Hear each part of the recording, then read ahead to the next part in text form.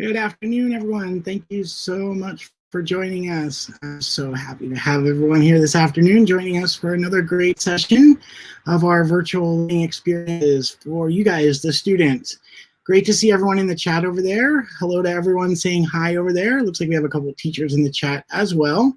For those of you who are joining us for the first time, the chat box is over there on the right-hand side of the screen. If you're on a computer, if you're on a phone, it's in a couple weird little places, but you'll be able to see it. And if it asks you to make a channel the first time, just hit make a channel. That's totally okay too. And then you could join the conversation with us. Don't forget that in the chat box, we're asking that you please have appropriate discussions, ask questions. We want to hear your questions. And if they are good questions, we'll actually bring them up on the screen so that you can so that your question can be seen and asked to the author for this stream. So please feel free to ask those questions in there as we go, and we will get as many questions up on the screen as we can to get your questions answered. So don't forget to keep it all appropriate over there.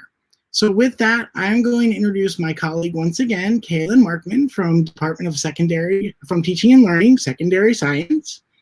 Hi, John. Thank you so much for having me today. You guys are in for quite a story today. I have with me my dear friend and probably one of the most creative people I've ever known in my life, Steven Winkelstein. And he is here with us all the way from Colorado. So I thank you for being here today. I'm going to ask you this, Steven. If you could be cast in a movie of your choice,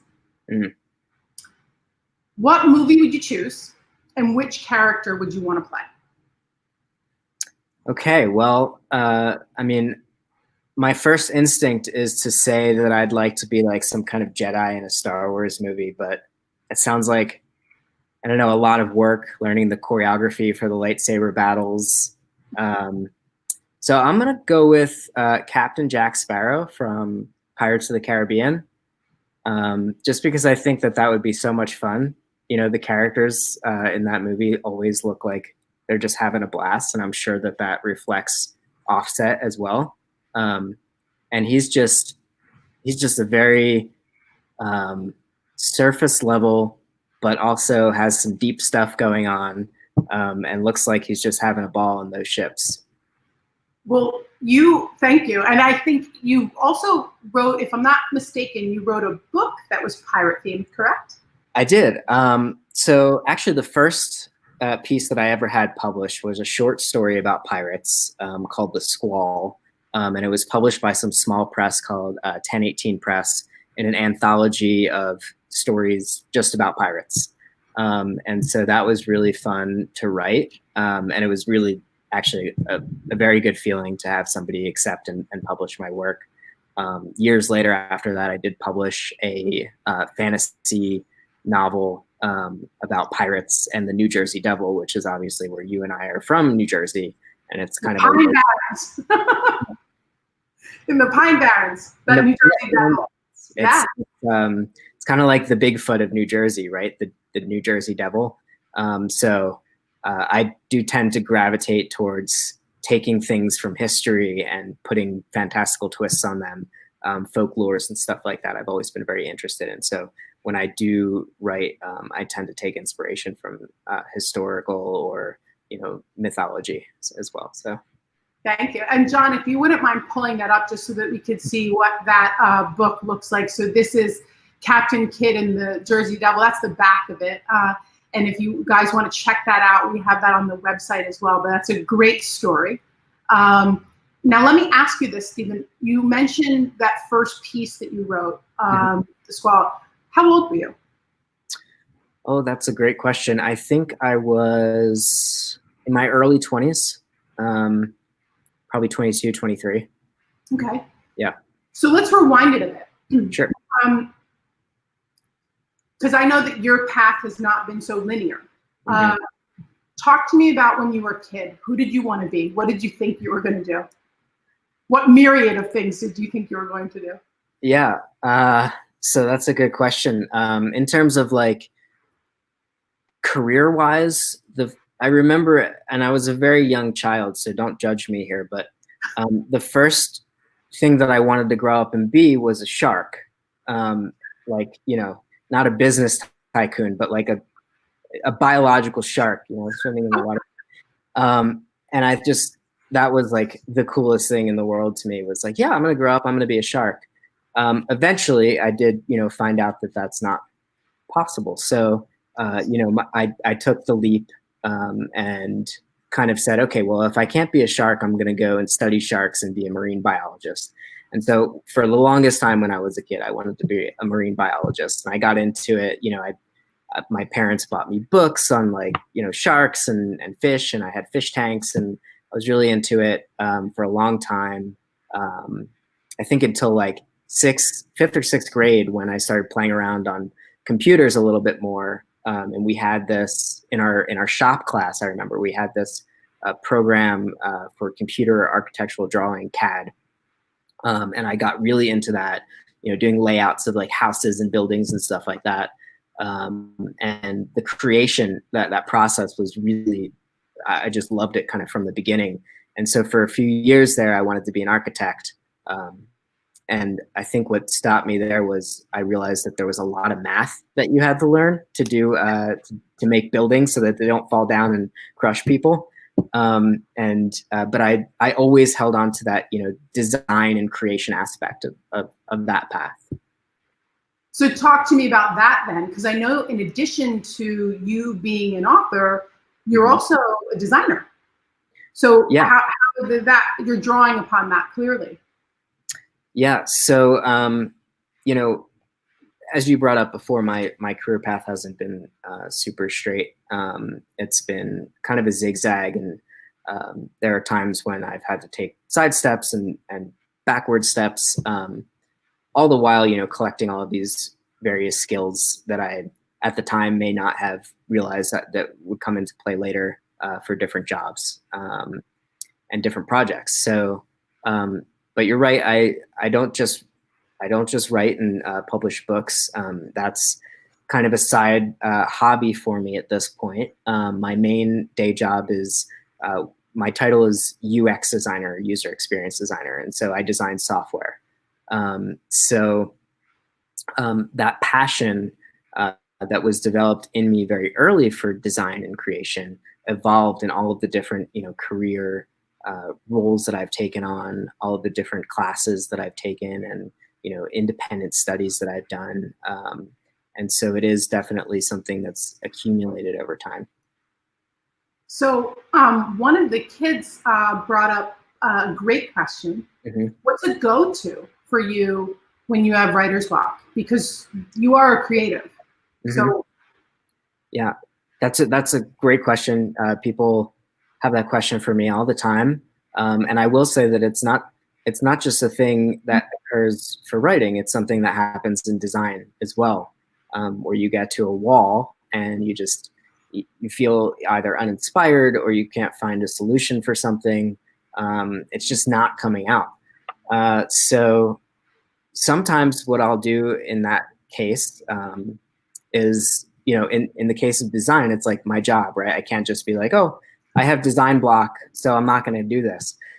Something that does help, though, is to take a mental break, sometimes a physical break, in the moment. If I can't come up with a solution for something or work through a design, I'll leave the building, I'll walk around the block, and I'll try to think of something else.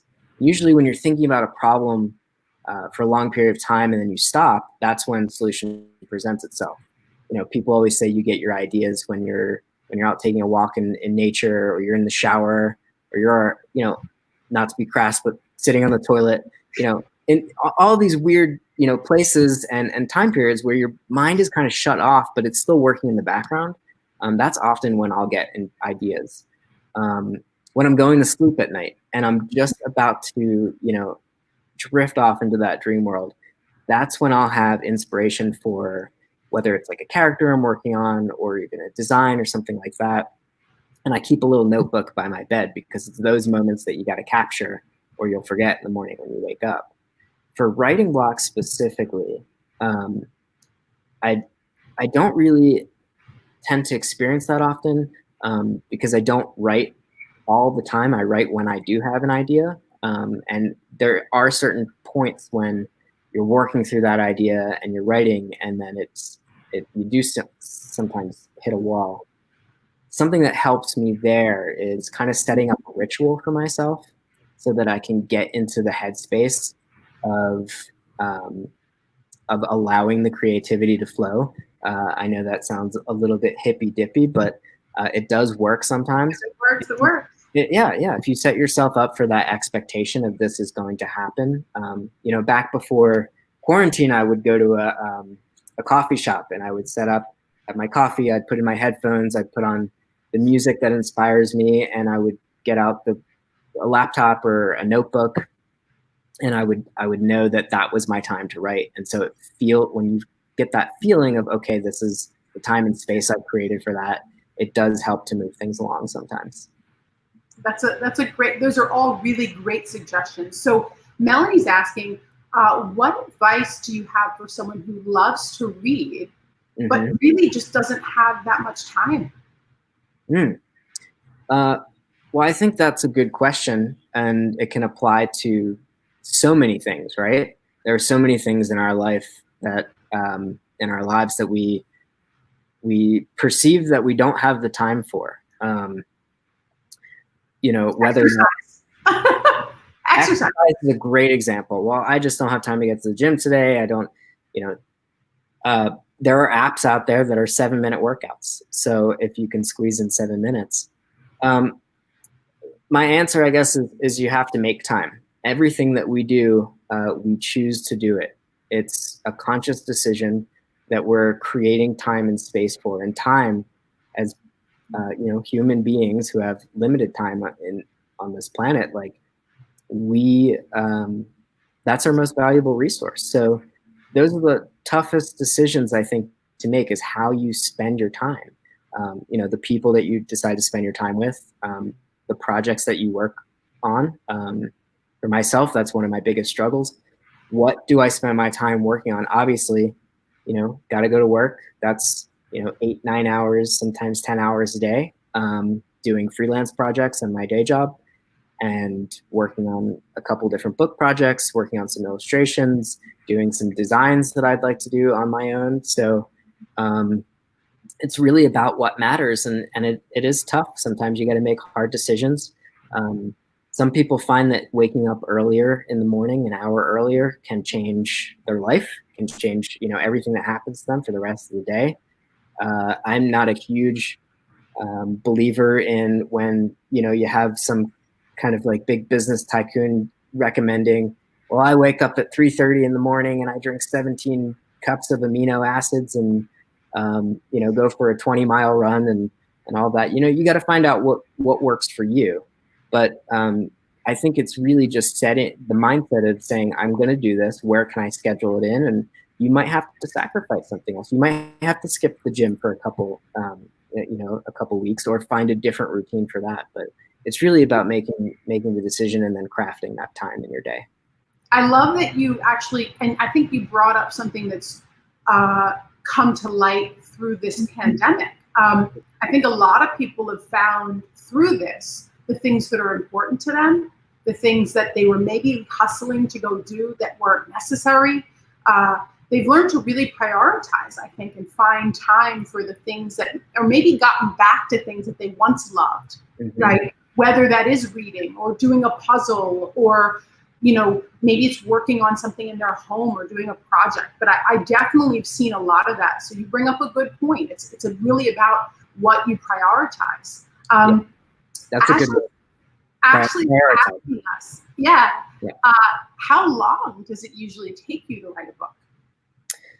Well, that is certainly, that's a good question too. The answer is that it depends on the book. Sometimes I'll start writing something and I'll put it away and take it out a year or two later and continue working on it. Sometimes I'll write all the way through, and I think if I were to sit down and write every day, it would probably take me 3 or 4 months to write a full-length novel. But I typically don't work like that because I have other responsibilities and I choose to prioritize other things as well.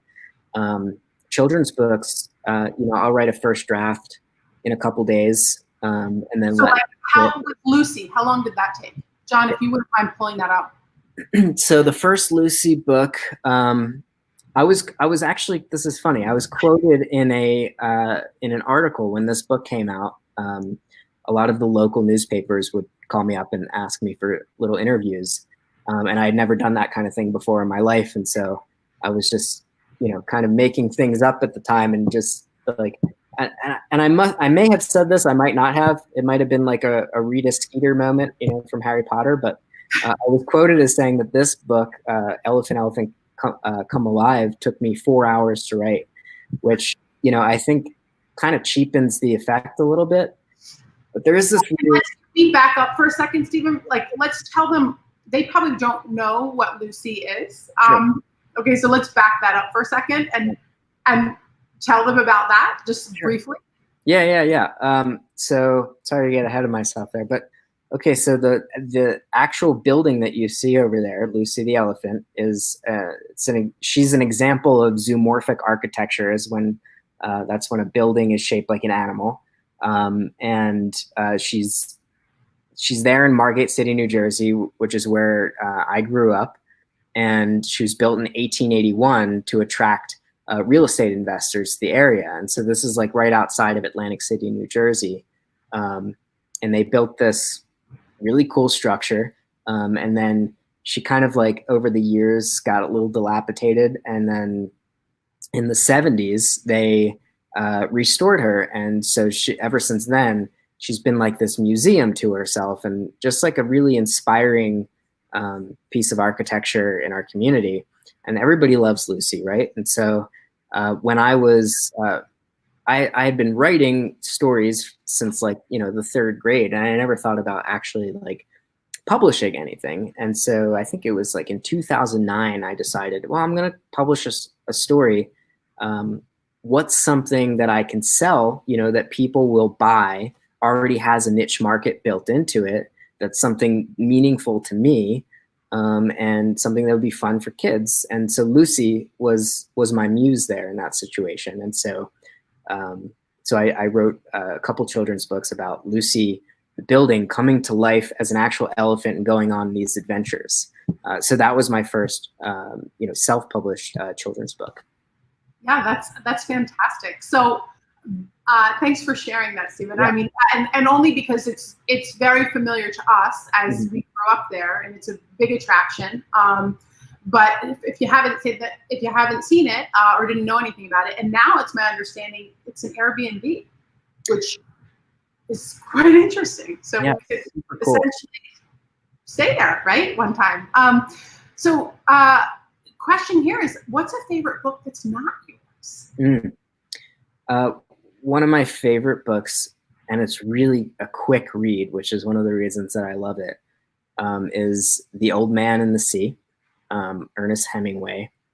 And I think I read it first in high school, but I grew up by the ocean, and so the ocean's a very magical place for me. And he managed to capture that magic for me in that book. And I'll sit there and read that book in one sitting, take me a couple hours. But it's just the cleanness of the writing and the feelings and emotions that I get when reading it. It puts me in a place of where I can see humanity and get in touch with it again, in a way that's not that I can't when I'm experiencing, everyday worries and everyday, going to work and taking the bus and doing all these things. This book transports me and it inspires me, and I think that's what a good piece of literature should do. Absolutely, I agree. So then, what inspires you to write? Any places, people, objects, things? I mean, obviously the ocean is very important to you. Yeah. Yeah, the ocean, definitely. Well, so for my first children's book, obviously Lucy was my inspiration there. She was my muse. Other works of fiction inspire me. So Harry Potter was a big influence on me growing up. Star Wars, The Lord of the Rings. I do a lot of fantasy writing. And then again, historical fictions or myth that inspired me, you know, obviously when I wrote about the New Jersey Devil. I'll tell you a quick story about when I went to Israel for the first time on a trip for 2 weeks, and I was able to go for free through a program called Birthright. And one of the stops that we made was a museum called Yad Vashem, and this is the Israeli museum dedicated to teaching people about the Holocaust. And so going through that museum was a very huge deal for me as a Jewish person. And it was, not only was it impactful for me personally, but it also inspired me to want to write about Holocaust. And I wanted to write specifically, I remember, so at one of the rooms in this museum is a memorial for all of the children that lost their lives in the Holocaust. And it was just one candle that was lit and like 100 mirrors in different angles. And so it looked like there were just an infinite amount of flames all coming from this one candle. And that moment really inspired me to want to write something for children about the Holocaust and make sure that that important story was continued and told. So that was a huge inspiration for my book Brisko. And yeah. And that book, I know you've gotten a lot of really positive press about that. But this, go ahead and I don't know if you want to give them a brief synopsis or even if you want to do a brief reading from it. I think this is a great piece that you wrote. You know, at a level for kids, really. Yeah. So I'll give you a little background on it and a synopsis, and then I'll read the first section for you. Okay. But basically, I was connected to a Holocaust survivor, and she was ready to tell her story to the world. Excuse me. And she, you know, she was looking for somebody who was interested in the subject matter, who had written a little bit before, and so had that experience, and somebody she could connect with on a personal level. And so that was really kind of what we call kismet for me, which means, you know, a lucky meeting. So, you know, we got to talking, and I flew down to Florida, which is where she lives for part of the year, and she told me her whole story, and I recorded it, and it was just a heartbreaking but beautiful, beautiful story about hope and what can come out of a really dark and terrible situation when you do have faith. And so really the story is about how she, as a little girl, Libe, and her family had to hide out on this farmer's farm, sometimes in a haystack, sometimes in a barn, crouched down for 18 months, a really long time to have to wait in those conditions and with barely any food. So a year and a half in haystacks and in a barn. A year and a half, so it's a long time. And with, you know, encounters with, you know, Nazis searching the farm and all of that kind of stuff. And her one ray of hope during all of this was the dog that lived on the farm. You know, something so simple, but really carried her mentally and spiritually through this horrible, horrible incident. So if it's okay, I'll just read the first section of the book. I would love it. Yeah, I would love it. Thank you. Sure. The first section is called Buried Alive. I woke up a few times before I could stay awake. Libe, Libe, it was my father's voice. Here I am, I said. I felt something hard under my head. I couldn't tell where I was. Liebe, my father shouted at me. I'm here, I said. The right side of my body felt a little numb. I tried to move my arm, but it wouldn't budge, and that frightened me. I went to sit up, but that didn't work either. I blinked. Liebe, my father continued to shout. Here I am, I shouted. It was then that I realized that no sound came from my mouth. The shouting was in my head. I could make no sound, and my father could not hear me. Come, Isaac. It was my Uncle Friedel talking to my father. She is gone. No, I tried to say, but still no sound would come. I'm not dead. They threw a sheet over my body and walked away. In my heart, I felt more terror than I ever had. They're going to bury me alive, I thought. I'm 7 years old, and they're going to bury me alive. I slept and woke several times. When I woke again, there was something heavy on my face. Soon I would be 6 feet under the ground, and there was nothing I could do about it, no matter how much I shouted. They would put me in the Tuchin graveyard.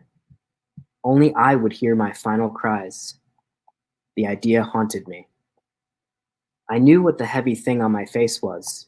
It was a Bible. It meant that I was gone. They had covered my face for the time being because they believed that I was dead. Soon they would come to take me out of the house and put me in the ground. I tried to scream again. Nothing. I wanted very much to weep.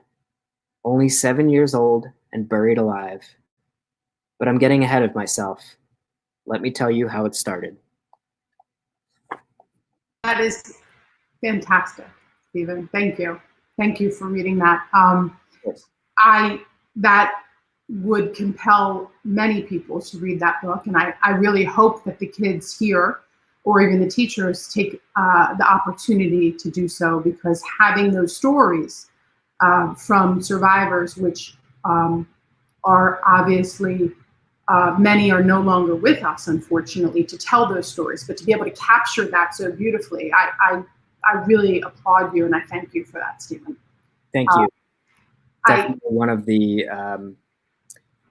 one of the best experiences, as difficult as it was and challenging, to translate the horrors of the Holocaust for children, but definitely a growth experience for me, and something that I found valuable to bring to society. So, yeah, that's great that not only you could have that impact, but I do imagine that that was a major growth experience for you, and that's really important as we evolve through our careers, right? So, if I were to, let's say you and I today were to switch places. I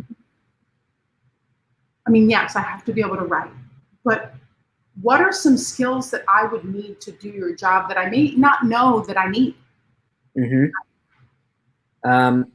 Yeah, that's a great question.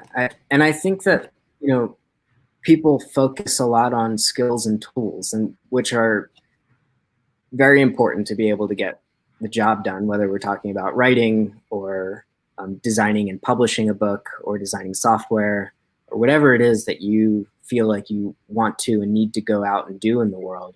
And there are certain tools and skills that you need to learn. Most people can go and learn that stuff. But I think before you start talking about skills, it's important to understand that there are some qualities that you need to embrace and develop. I think it was Socrates. I might be totally misquoting this guy here, but whatever. somebody said that the wisest man or woman doesn't know everything, but they know where to find the information. And I think that that's so true in today's age, where you can go on YouTube or you can go on Google and figure out anything in the world. And it's just so cool that we have all that knowledge at our fingertips. And so I think that, having the desire to learn, knowing what you're looking for and going out to find the answers, the resources to help you achieve what you want to do in the world, is step number one. And as long as you have that fire and that passion, you can accomplish anything that you want. Of course, there's obstacles and there's roadblocks, and we don't all start off from the same place. But it's out there. The knowledge, the resources, the mentors, they're out there. And so I think that that's the first really important thing, is to have that spark and to go after it. For me, so it's having that work ethic and having that drive, whatever's driving you forward. But if you're passionate about what you're doing, you're willing to overcome those obstacles or hitting those roadblocks and saying, how am I going to get around this? Yes. And if it's something that is, people have done probably what you'd like to do before. So there are mentors out there and there are paths out there. You have to do the research on it. Specifically talking about skill sets for what I do, there's soft skills and there are hard skills, right? So, and I picked up a lot of the skills for user experience design through all of my other careers and other jobs, from working at a restaurant and understanding service and what people need. Developing empathy, is a very big thing for user experience design. You have to put yourself in your user's shoes and really get their desires and get their needs and process that into designs on a screen. So it's something that you need. So when you have those soft skills, those transferable soft skills from all of these other places, you can bring them along with you, whatever direction that you go. Design specifically, the Adobe Creative Suite is a great tool to learn. And Steven, you're actually touching on a question that came up, which is amazing. So how is writing software and writing novels alike and different? Because I think you're bringing some of that forth right now, and that's a great question. Yeah, that is a really good question. So I think process in writing, including, getting that first draft out, sharing it around and getting feedback, doing revisions, moving things around, cleaning things up, is very similar to the design process, where you get sketches out, you move things around, you try something, you go and do user testing, and then you go back and you change, and you're constantly doing this. Why they call it an iterative design process, because you go on the Facebook, it looks different from when it did yesterday, right? Because they're constantly testing new things, they're changing things around. Amazon does this all the time, where they do user testing, A/B testing. Your buttons might be a different color than my buttons when I go to that page, and they have people that study this, and they come up with reports. Well, the orange button works. That one got 3,000 clicks in the first 10 minutes, and the blue button only got 10. So they'll go in and make these little decisions based off of this testing and this iteration and this revision. And so that process is very similar to pretty much any creative process as well, like from writing to movie making to software making, anything really. Nobody really does it once and gets it out there. Maybe like a Picasso or somebody, but that comes from years and years of doing something, putting in that 10,000 hours. Right. That's the practice makes perfect, right? Yeah. So Gavin's wondering, how many books have you written? So I've probably written close to 15 books. I've published 9. And let me ask you, not to put you on blast, but how old are you, Steven? 34. You're 34, yeah. And you've written 15 books as a side hobby, and you've published 9 of them. Yes. So, right. No, it's amazing. I mean, I just want them to see that is something, because you're passionate about it. Mm-hmm. It can be done. And I kind of want to rope this in too, because I already know the answer, but they don't. Do you just magically have the money to publish your books, or how do you sometimes do that? Yeah. So oftentimes when I want to do a project, I'll use like a Kickstarter or an Indiegogo, which are crowdfunding platforms. So those are a really great way to raise money for what you're building, whether it's a musical album or a book, and you're not just kind of going around asking for handouts. You're saying you're pre-ordering this product that I'm promising you, and you can get funding in that manner if you need it. The good thing about writing is that really all you need is a pencil and a piece of paper, and so you can go through that traditional submission process to agents and to editors and try to get published that way. So there are 100 different ways to accomplish every one thing in this world. So you gotta do really what works for you. I love that answer. Thank you. I love this question. I saw this before, so thanks, John, for bringing it up.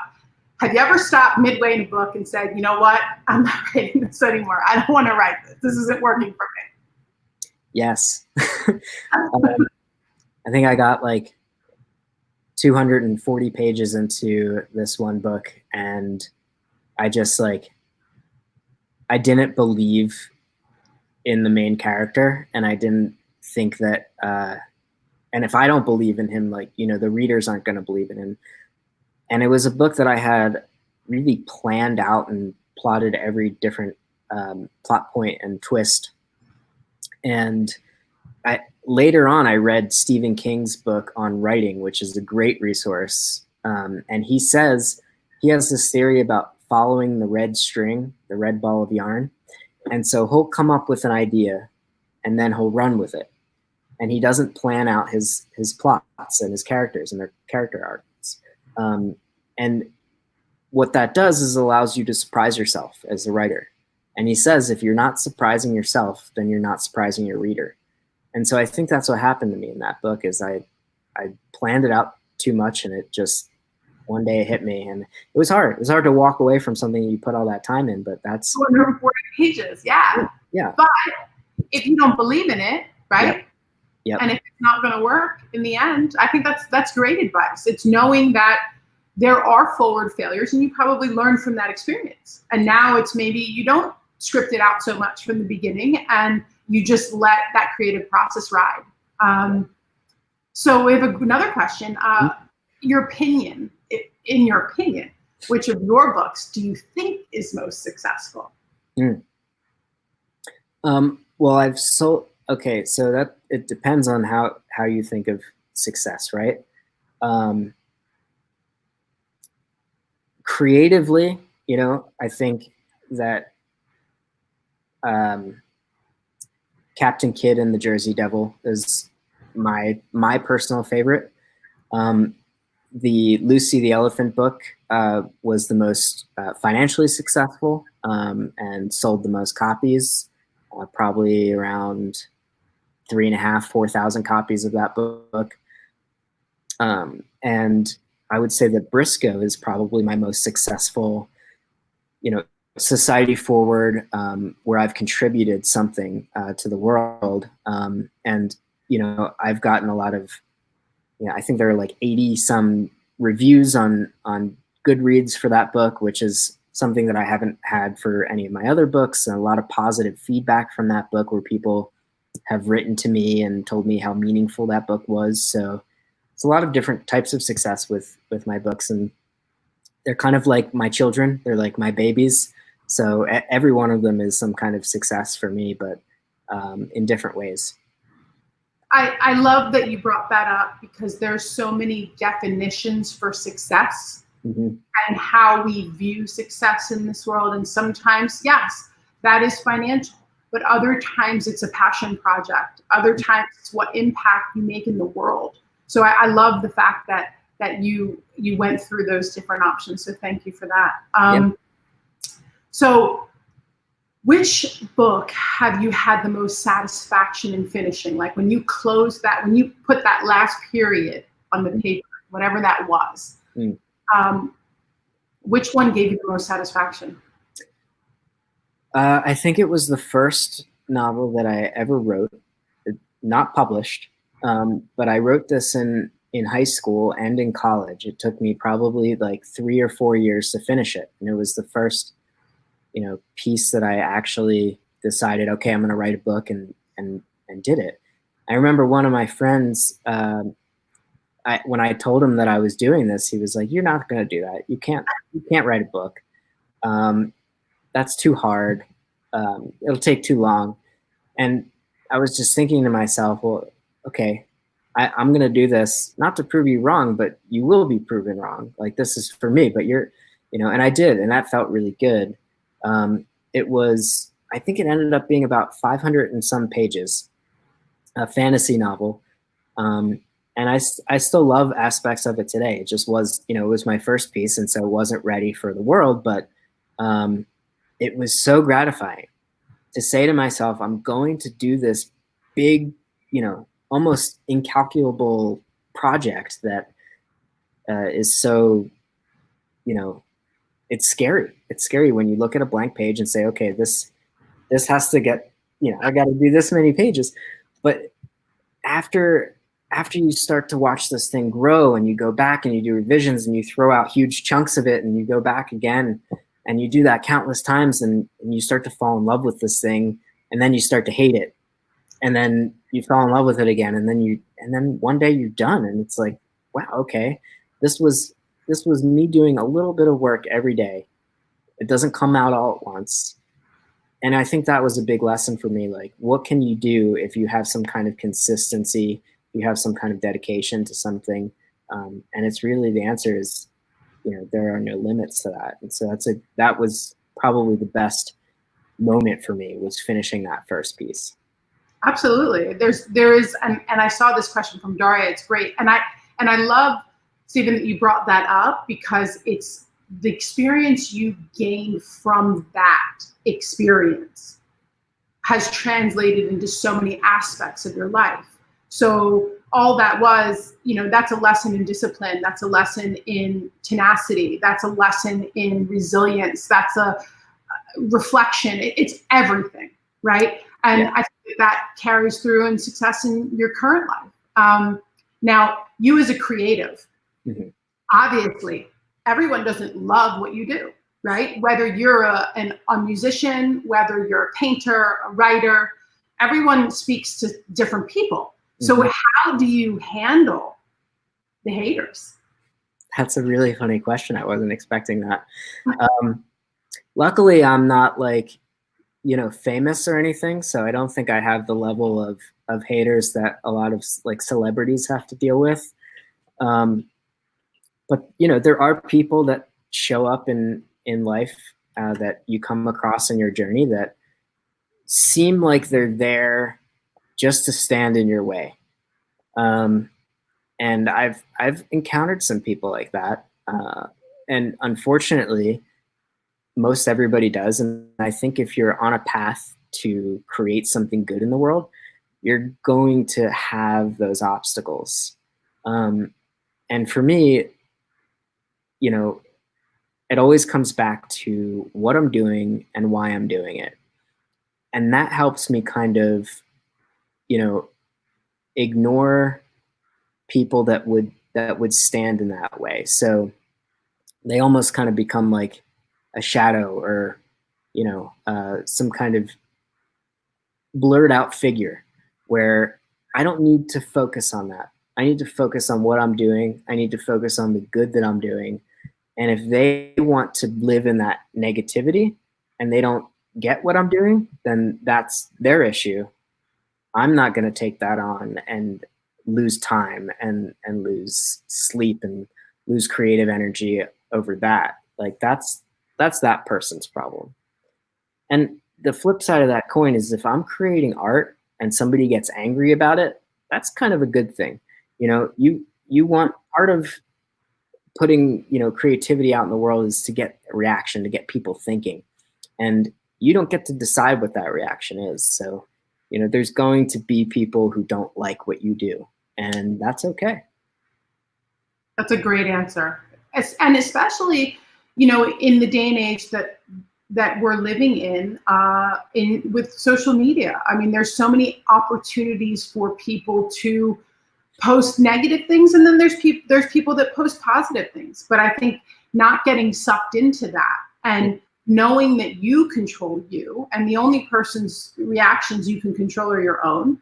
And if they have a reaction, then they have a reaction, and that's theirs.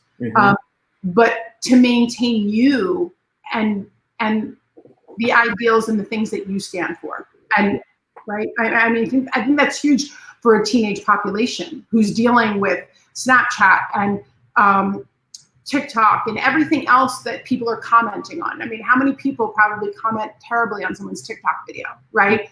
Yep. And then you have positive comments, right? Yep. I think that that's important. And there's been a lot of other really good questions. Someone asked, what's your biggest inspiration? Another person asking, who's your favorite author? Really good questions. Kaylin Markman is my biggest inspiration. Oh, you're so sweet. You're so kind. I've known you your whole life. So that's true. That's true. Yeah. I think my favorite author, I haven't thought about this question in a while, and I probably should have anticipated getting it. But for a while, it was Hemingway, as I alluded to earlier with my favorite book, The Old Man and the Sea. I really, who I'm really into right now is this guy. He's an Israeli PhD in history, Yuval Noah Harari, and he has a way of, and he writes nonfiction books, but he has a way of explaining very complex concepts and doing it in a very simplistic manner. And one book that I would recommend by him is called Homo Deus, and it's about the evolution of humanity, and it's about artificial intelligence. And the guy is very brilliant, and he explains how all of this is sort of unfolding from our history into our future in a really cool way. So I think right now he's got to be my favorite. All right. Well, we'll have to get to reading that. Yeah. I thank you so much for your time today. I know you're a very busy person, and the questions the kids have been awesome. I have one last question for you before we turn it over to John. Cool. And thank you for having me. Remember back to middle school, high school, navigating the awkwardness of those years of your life. We all have been there, right? Pressure to conform to the masses. It's super intense. I would say it's even more so now because of social media. And it's not until you're older that you start to appreciate what it is that makes you unique, right? Yep. Like that kind of Dr. Seuss, I think he says, why fit in when you're born to stand out? And that works when you're a kid, when you're young, and then you get to this middle school, high school age, and you struggle with that. So I ask you now as an adult, on a scale of 1 to 10, how weird are you? Crank it up to 11. That's a Spinal Tap reference, and most of the people probably listening won't get that. But I think it's become like a common idiom, right? To say crank it up to 11. But seriously, I do feel like the whole concept of weirdness is almost a little outdated. It's a myth,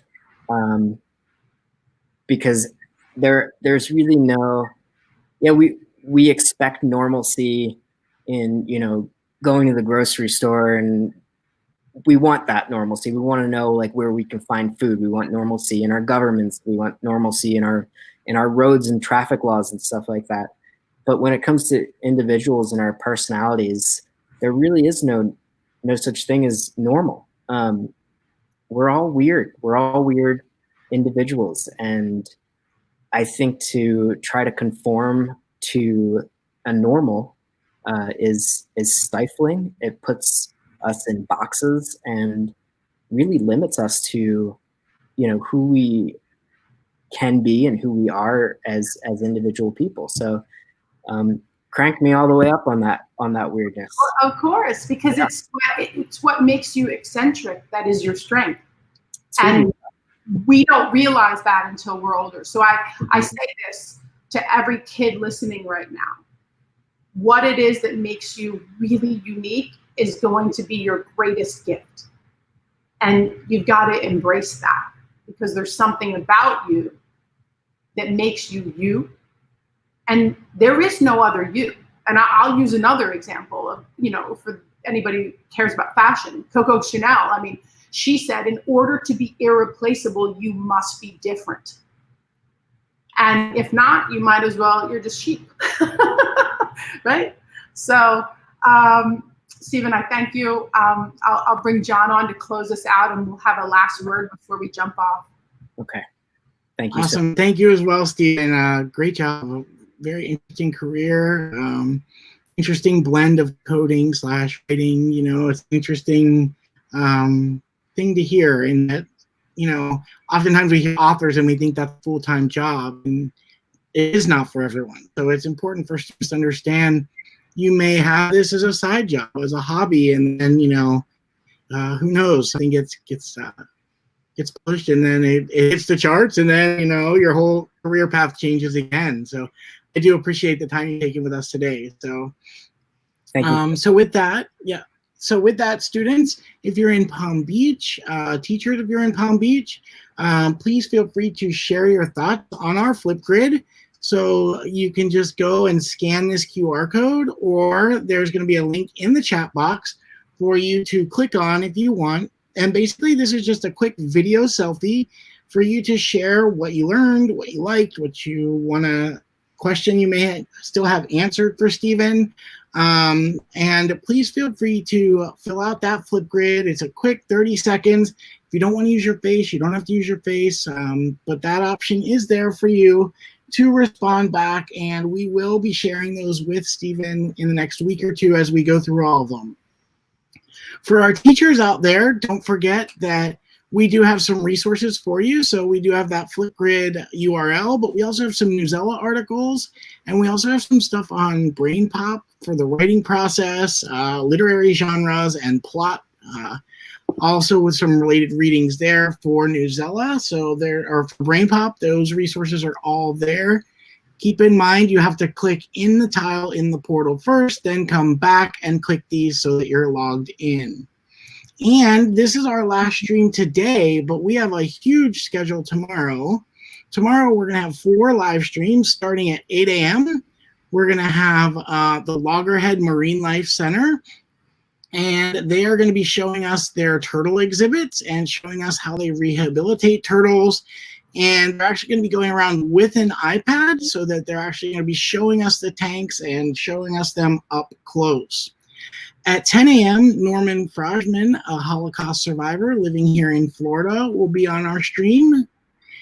And then at noon, this was wrong earlier, it said 12:30 or earlier, but it is at noon, the Reynolds brothers, Peter and Paul Reynolds, who are also children's authors, will be on our live stream. So you'll be able to ask some of the same questions you had on this one, maybe, for them as well. So keep those questions in your back pocket. And at 2 p.m. tomorrow afternoon, we have the Benzatin Center, who is going to be doing some glass blowing for us and show us what it's like to blow glass. And so with that, I'm going to turn it back over to Kaylin and Steven to have the last words. Thank you guys for being here, and I'll let them sign off for us. Thanks, John. I'll let you go first, Steven. Okay. I just really appreciate you guys having me on. This has been a lot of fun. And for all the students who submitted questions and showed up to listen, and everyone who will listen to the replay, thank you for being here, and good luck. Just go out there and pursue your dreams with passion.